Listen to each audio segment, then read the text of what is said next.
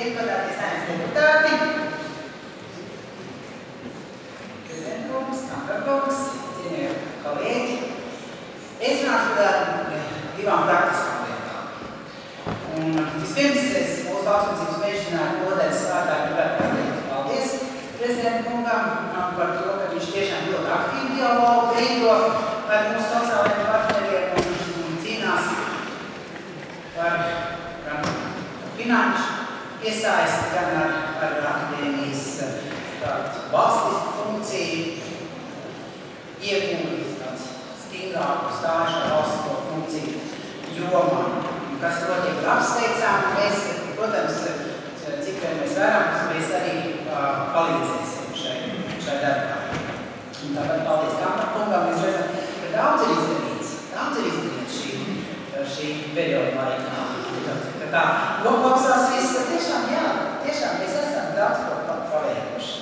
Bet es gribētu runāt par diviem jautājumiem. Pirmais jautājums ir par jauno zinātnes nozaru klasifikācijas modeli. Kā sauksies mūsu zinātniskie grādi nākotnē?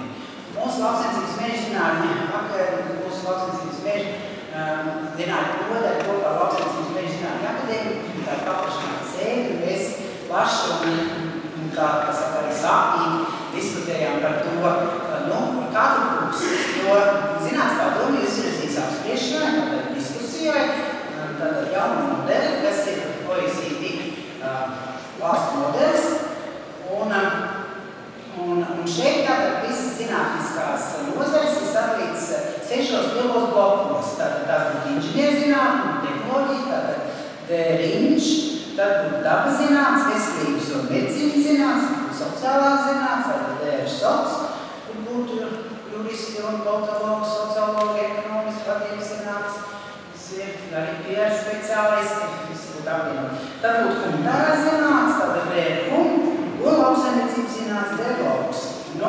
Tad izvērtēt šo klasifikāciju, tātad tās nozars un arī apakšnozars.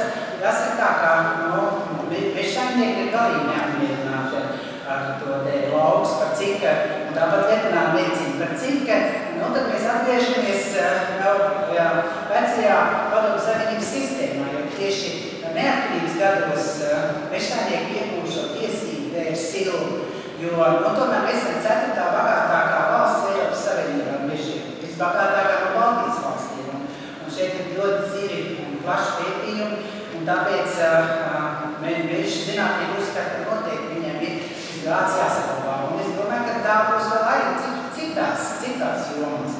Un tāpēc, izdiskutējot visi, ja mēs mainām to sistēmu, mēs vairāk tomēr esam noslēgušies un pievienojamies to PhD sistēmai, tad būtu vai ne PhD, Doctor of Philosophy, un tad iekavās var ierakstīt, kas jūs esat, tātad PhD, iekavās ekonomika vai jūsu students. Un to mums arī tā doma mums arī tā pasaknājas ar to, ka tagad veidojot valsts pētījuma programmas, kur mums vajag piesaistīt uzraudzības padomju zinātniekus. Mēs, piemēram, aicinājām Igautus, viņi tā arī sūt, viņu CV, tur tieši tā ir ierakstīts PhD un iekavās attiecīgā nozara, kurā nozarē tad šis cilvēks iegūst doktorgrādu. Un tāpēc man šķiet, ka te mums ir tā nopietni jāpadomā, jo kā mums veidosies šī sistēma. Un otra lieta saistībā ar to arī, kas tālāk būs, kā tālāk mēs izmantosim nozares un apakšnozars, jo šobrīd nozara un apakšnozara saistīta ar profesoru vietām augstskolās. Tātad, ja attiecīgi ar apakšnozariem ir 2 profesors, kas var šo apakšnozaru. Ja mēs paskatāmies tieši to, apspriešanā izvirzīto OECD klasifikātoru, tad šeit, piemēram, mēs skatāmies juridiskās zinātnes, tātad ir tiesības zinātne, krimināla tiesības un penoloģija, kas ir saistīts ar sodu izciršanu, cietumus. Bet kur tad ir tradicionālās starptautiskās tiesības, konstitucionālās tiesības, civiltiesības? Līdzīgi, piemēram, ja mēs skatāmies lopkopību, zem lauksaimniecības, tur apakšā ir tikai zootehnika un mājas dzīvnieki.